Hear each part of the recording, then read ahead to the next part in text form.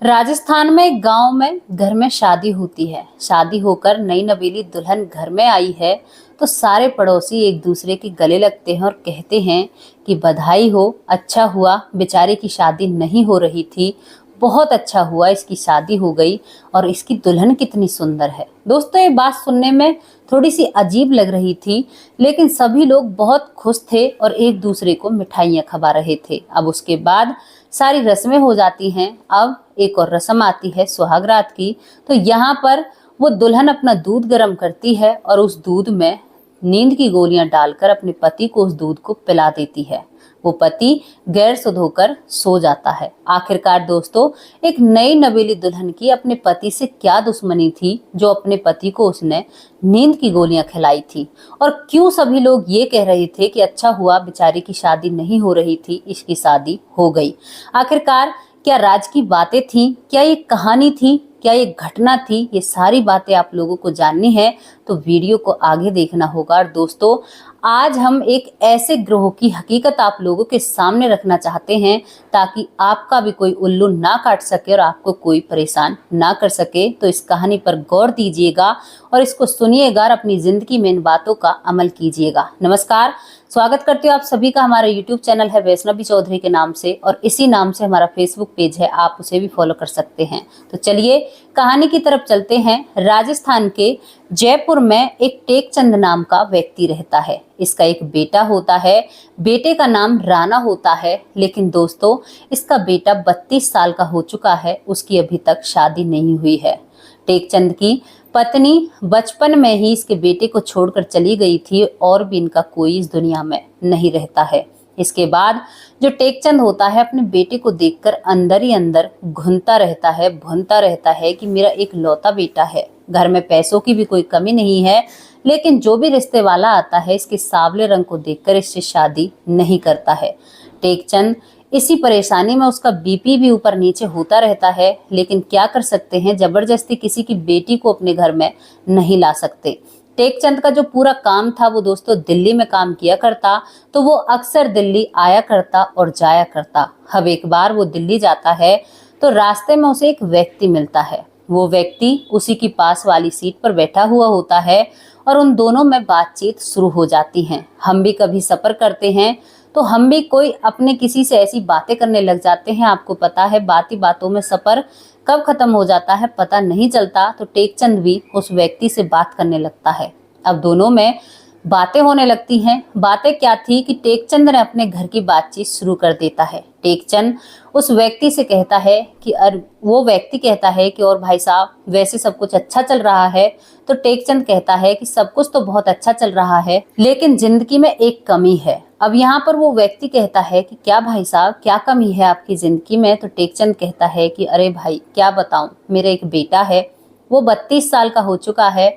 हमारे पास पैसों की भी कोई कमी नहीं है, घर में हर चीज की सुविधा है, लेकिन मेरा बेटा थोड़ा सा सांवला है, काला है, तो उसके जितने भी आज तक रिश्ते आए हैं वो रिश्ते हो ही नहीं पाते। कोई तो कुछ वजह बता देता है, कोई कुछ वजह बता देता है, और मेरा एक लौता बेटा है जिसकी अभी तक शादी नहीं हुई। बस यही चिंता मुझे खाए जाती है कि अब तो मैं हूँ, लेकिन मेरे जाने के बाद मेरे बेटे का क्या होगा, उसकी शादी भी नहीं हुई है। तो यहाँ पर जो बस में अनजान व्यक्ति मिला था वो एकदम से कहता है टेकचंद से बस इतनी सी बात, अरे भाई तुमने अपनी बेटी की बात बताई है।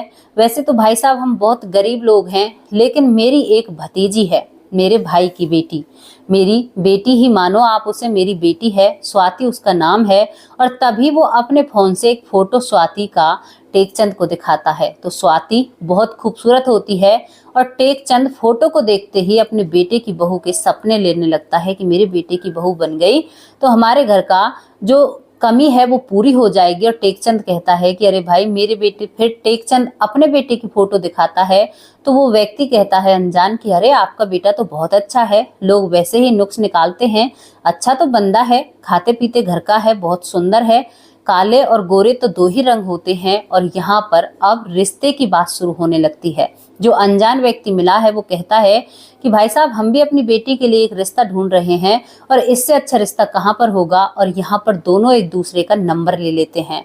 नंबर लेने के बाद टेकचंद की खुशी का ठिकाना नहीं होता, क्योंकि जो अनजान व्यक्ति मिला है वो कहता है कि अरे भाई साहब, हमारे पास देने के लिए कुछ भी नहीं है, लेकिन अगर मेरे भाई की बेटी है तो ये मेरी ही बेटी है, मैंने आपसे हामी भर ली तो मान लीजिए आपकी इस बेटे की शादी हो गई।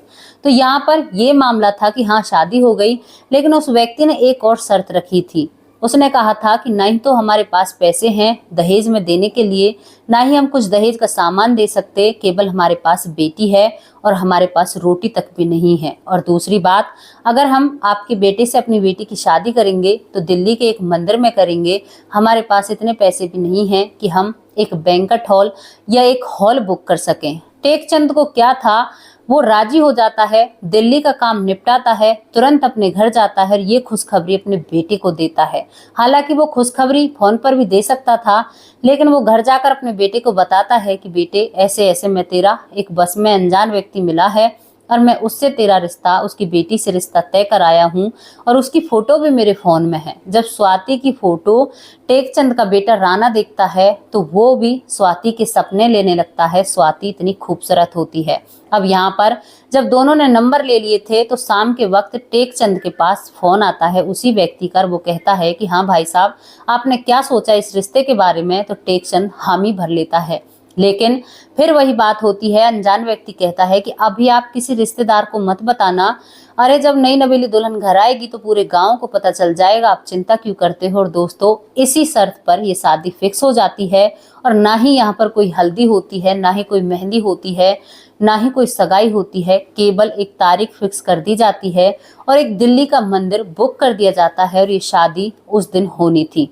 अब यहाँ पर वो दिन भी आ जाता है। टेकचंद ना ही तो किसी रिश्तेदार को, ना ही किसी गांव वालों को बताता है, लेकिन दोस्तों गांव वालों को थोड़ा थोड़ा सा शक होता है कि टेकचंद कुछ कर रहा है। टेकचंद कुछ कपड़े खरीदता है, सुनार से, जो ज्वेलर से गहने खरीदता है, उन सभी को इकट्ठा कर देता है और अपने घर में रखकर 2 जोड़ी कपड़े अपनी नई नवेली दुल्हन के लिए लेकर जाते हैं और उस मंदिर में सभी लोग पहुंच जाते हैं। सभी लोगों में कौन है? टेकचंद और टेकचंद का बेटा राणा और स्वाति की तरफ से स्वाति का चाचा और एक बहन और एक भाई और स्वाति के पिताजी और माँ। दोस्तों, ये सभी लोग मिलकर वहां पर शादी हो जाती है। शादी होने के बाद स्वाति की उसी मंदिर से विदाई हो जाती है। टेकचंद अपने बेटे की बहू का घर भी नहीं देख पाता है और ये सभी लोग 3 लोग मिलकर दोस्तों अब राजस्थान आ जाते हैं वापस आने के बाद जैसे ही टेकचंद का घर नजदीक आता है तो दूर से ही गाड़ी रुकवाने के बाद कुछ मिठाई अपनी गाड़ी में रखकर लाया था और ढोल वाले उसने पहले से ही तैयार कर लिए थे। और जैसे ही दुल्हन गाड़ी से उतरती है तो ढोल वाले ढोल बजाने लगते हैं और पूरा गांव निकलकर, मोहल्ले वाले बाहर निकलकर देखने लगते हैं। टेकचंद सभी से कहता है कि मेरे बेटे की शादी हो गई और जोर जोर से ढोल बाज रहा है। तो पूरे जो मोहल्ले वाले हैं वो इकट्ठा हो जाते हैं और सभी लोग गले मिलने लगते हैं। टेकचंद को भी बधाई दी जाती है और राणा को भी बधाई दी जाती है। सभी लोग कहते हैं कि बहुत अच्छा हुआ, बेचारे के बहुत रिश्ते वापस गए थे। और दोस्तों, यहाँ पर मिलनसार और खाना पीना चलने लगता है। खाना पीना ज्यादा नहीं होता, मिठाइयाँ होती हैं, उन्हीं को लोग आपस में खा पीते हैं।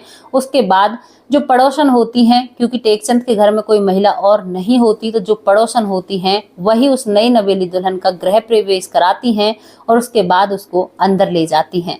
शाम हो जाती है, शाम के वक्त सभी अपने अपने घर चले जाते हैं। अब दोस्तों, एक रस्म थी सुहागरात। सुहागरात की रस्म जैसे ही होती है तो टेकचंद भी सोने के लिए चला जाता है। तो स्वाति के घर में कोई और महिला होती नहीं है, तो स्वाति खुद दूध गर्म करती है और उस दूध में जो अपने पर्स में नींद की गोलियां लेकर आई थी, उन गोलियों को 2 गोली ससुर के दूध में और 2 गोली अपने पति के दूध में डाल देती है। दोनों को दूध पिला देती है। पति दूध को पीने के करीबन 20 मिनट 25 मिनट बाद सो जाता है और ऐसा सोता है कि सुबह ही उसकी आंख खुलती है। सुबह जब आंख खुलती है पहली किरण के साथ, तो यहाँ पर ससुर के और पति के सिर में हल्का हल्का सा दर्द रहता है। वो अपने बेटे की बहू से भी पूछता है टेकचंद। और यहाँ पर स्वाति ने उस दिन जल्दी उठकर पूरे घर को साज संवार दिया था, पूरे घर का काम कर कर। तो जब टेकचंद ये देखता है तो अपने सर के दर्द को भी भूल जाता है और मन में शुक्र मनाता है कि मैंने अच्छा काम किया है, अब मेरे बेटी का घर बस जाएगा और हमें भी टाइम पर खाना मिल जाएगा। लेकिन दोस्तों, विधाता को तो कुछ और ही मंजूर होता है। इसके बाद सुबह का जो पूरा काम हो जाता है तो स्वाति अपने ससुर जी से कहती है कि पिताजी, आज मेरी बहन और मेरे भाई घर पर आने वाले हैं, पगफेरे की रस्म है। तो टेकचंद कहता है कि कोई बात नहीं बेटी, आने दो, कोई भी ऐसी दिक्कत नहीं है। अब यहाँ पर स्वाति के भाई बहन आ जाते हैं दोपहर को, और जैसे ही वो घर आते हैं तो यहाँ पर स्वाति उनकी खातिरदारी में लग जाती है। लेकिन जो राणा होता है वो कसम में फंसा हुआ है कि भाई उसकी तो शादी हुई थी और जो शादी के बाद जिंदगी होती है वो तो स्टार्ट ही नहीं हुई है। अब यहाँ पर वो और भी परेशान हो जाता है अपनी साली और साले को देखकर। तभी राणा अपने पिता के पास जाता है और कहता है कि पिताजी, स्वाति क्या आज ही अपने मायके जाएगी? तो यहाँ पर राणा का पिताजी कह देता है कि नहीं बेटा, स्वाति आज नहीं जाएगी, स्वाति तो कल जाएगी, कल सुबह निकल जाएंगे ये तीनों लोग जल्दी से, तो आज ये नहीं जाएंगे, इनकी खातिरदारी करो, तुम्हारी साली आई है, तुम्हारा साला आया है। अब यहाँ पर राणा बाजार से मिठाइयाँ लेकर आता है और उनको कई तरह के नाश्ते कराए जाते हैं। और दोस्तों शाम हो जाती है। शाम होने के बाद फिर दोबारा से स्वाति वही काम करती है। 2 गोली नींद की अपने ससुर को देती है और 2 अपने पति को देती है, और फिर रात हो जाती है। रात होने के बाद फिर जो राणा होता है वो बिल्कुल गैरचेत होकर सो जाता है। इसके बाद स्वाति अपने उस भाई के साथ और बहन के साथ अपना दुपट्टा एक दूसरे बेड पर बिछाती है और पूरे घर को छानबीन करने लगती है। वो पूरे घर से जेवर, जहाँ पर गहने रखे हुए होते हैं और कुछ कैश रखा हुआ होता है, उन सभी को उन दुपट्टे पर डालती है। और बहुत सारे गहने होते हैं, क्योंकि जो टेकचंद था उसने अपने बेटे की बहू के लिए बहुत जेवर बनवाए थे, क्योंकि पैसे उनके पास बहुत होते हैं। सभी को इकट्ठा करती है, एक पोटली सी बनाती है और तभी कहती है, अपने उस भाई की तरफ एक फेक सी हंसी हंसती है। दोस्तों वो उसका भाई नहीं होता, दरअसल वो स्वाति का बॉयफ्रेंड होता है। वो कहती है कि हाँ, मैंने मारा है ना बड़ा हाथ। और यहाँ पर वो तीनों लोग हंसते हैं और सभी सामान लेकर वहां से रफू चक्कर हो जाते हैं। अब यहाँ पर बाप बेटे सोते रह जाते हैं और सुबह होती है। जैसे ही सुबह टेकचंद उठता है और उसका बेटा राणा उठता है तो घर में कोई भी दिखाई नहीं देता। पूरा घर अस्त व्यस्त फैला हुआ होता है और कमरे की जो गोदरेज थी जिसमें ताला लगा हुआ रहता, वो ताला भी टूटा रहता। और जो टेकचंद की एक अलमारी थी उसका भी ताला टूटा हुआ रहता है। और दोस्तों यहाँ पर टेकचंद की आंखें खुली की खुली रह जाती हैं। टेकचंद अपने सर पर हाथ रखकर बैठ जाता है, लेकिन वो यहाँ पर भी हिम्मत नहीं हारता और वो चाहता है कि मैं उस लड़की को या उन लोगों को नहीं छोड़ूंगा। तो टेकचंद एक कंप्लेंट तो राजस्थान की पुलिस में देता है और दोस्तों दूसरी कंप्लेंट जिस मंदिर में उन लोगों ने शादी की थी, जो उस एरिया में पुलिस स्टेशन आता है, एक कंप्लेंट वहां पर दर्ज की जाती है। कंप्लेंट दर्ज होने के बाद इस केस को पुलिस ने 25 दिनों में दोस्तों सॉल्व कर दिया था। दिल्ली की जो पुलिस होती है, जो मंदिर पर कैमरा लगे हुए हैं, उनके जरिए उन लोगों को गिरफ्तार करती है। पहले उनमें से वही लड़का हाथ में आता है जो स्वाति का भाई बनकर आया था, उसके जरिए स्वाति को पकड़ा जाता है। उसके जरिए उस तीसरी लड़की को भी पकड़ा जाता है और तीसरी लड़की के जरिए उस चाचा को पकड़ा जाता है जो सबसे पहले बस में टेकचंद को मिला था। अब दोस्तों ये सभी लोग मिल जाते हैं, इनसे पूछताछ की जाती है तो पूछताछ में पता चलता है कि ये एक बहुत बड़ा गिरोह है और ये हर राज्य में जाकर ऐसे काम किया करता है ताकि पुलिस को इन बातों की खबर ना हो। पुलिस भी हैरान हो जाती है कि पुलिस की नाक के नीचे आज तक वो लोग इतना सारा कांड करते आए हैं, क्योंकि अक्सर जिसके साथ भी वो किया करते वो लोग ज्यादा गौर नहीं दिया करते और वो एक राज्य से इस काम को कर कर दूसरे राज्य में पहुंच जाया करते।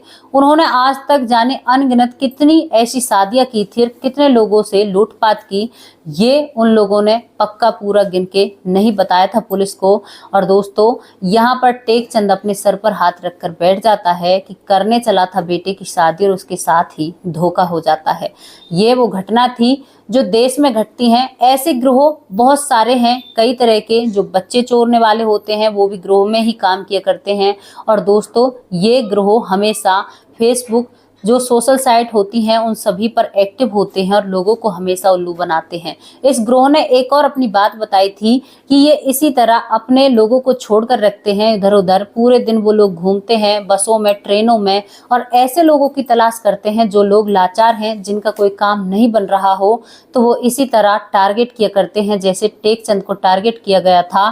तो ये कहानी, ये घटना को बताने का केवल एक ही उद्देश्य था, एक ही मकसद था कि कहीं आपके साथ तो ऐसा कुछ ना हो जाए, क्योंकि हर इंसान आज के युग में इधर उधर शहरों में आया करता है और जाया करता है, और मजबूरियां हर किसी की होती हैं। तो कभी भी अपने आप को उल्लू साबित मत कीजिएगा। ऐसे किसी अनजान व्यक्ति की बातों में मत आना। थोड़ा सा लालच आपकी जिंदगी बर्बाद कर सकता है।